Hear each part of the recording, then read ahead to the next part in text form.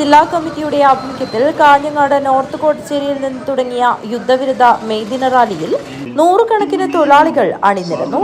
പുതിയകോട്ട മാന്തോപ്പ് മൈതാനിയിൽ സമാപിച്ച rally INTUC ജില്ലാ പ്രസിഡന്റ് PG ദേവിന്റെ അധ്യക്ഷതയിൽ KPCC സെക്രട്ടറി ബാലകൃഷ്ണൻ പെരിയ ഉദ്ഘാടനം ചെയ്തു.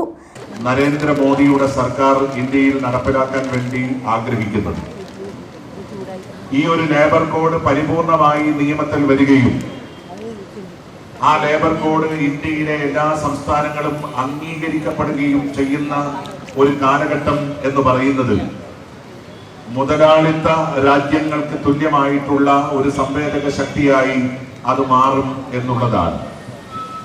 മുതലാളി തീരുമാനിക്കുന്ന മണിക്കൂറുകളിലേക്ക് ജോലി ചെയ്യുക, മുതലാളി പറയുന്ന അവധി ദിവസങ്ങൾ മാത്രം അനുവദിച്ചു നൽകുക, മിനിമം വേതനം എന്ന് പറയുന്ന തൊഴിലാളികളുടെ ഏറ്റവും വലിയ ആപ്ത സൂത്രവാക്യം പരിപൂർണമായും എന്നേക്കുമായി ഇല്ലാതാവുക, അവന്റെ അവകാശങ്ങൾക്ക് വേണ്ടി ഇന്നലകളിൽ കോടതി അവന് സംരക്ഷണം ഒരുക്കിയെങ്കിൽ ആ കോടതികളിൽ നിന്ന് വ്യത്യസ്തമായി പ്രത്യേക സമിതികൾ അവന്റെ അവകാശങ്ങളെ കുറിച്ച് ചർച്ച ചെയ്ത് മുതലാളിമാർക്ക് അനുകൂലമായി തീരുമാനമെടുക്കാനുള്ള പുതിയ പദ്ധതികളെല്ലാം ചേർന്നതാണ് ഈ ദേശീയ അടിസ്ഥാനത്തിൽ നരേന്ദ്രമോദി നടപ്പിലാക്കാൻ ആഗ്രഹിക്കുന്ന പുതിയ ലേബർ കോഡ് എന്ന് പറയുന്നത്.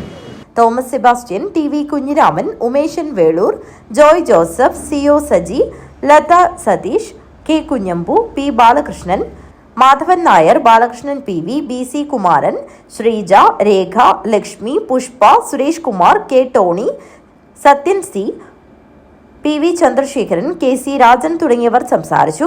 വിവിധ സംഘടനകളുടെ നേതാക്കൾ റാലിക്ക് നേതൃത്വം നൽകി. News bureau, Kanhangad.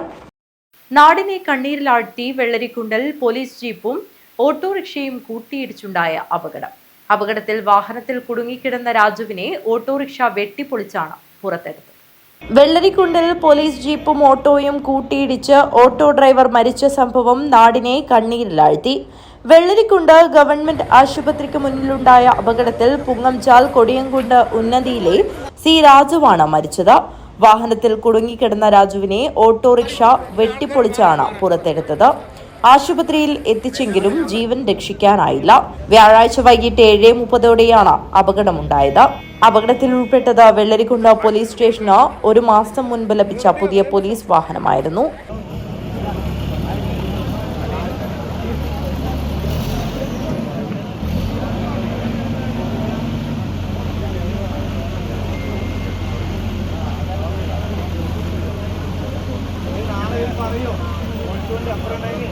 News bureau, Chittarikkal.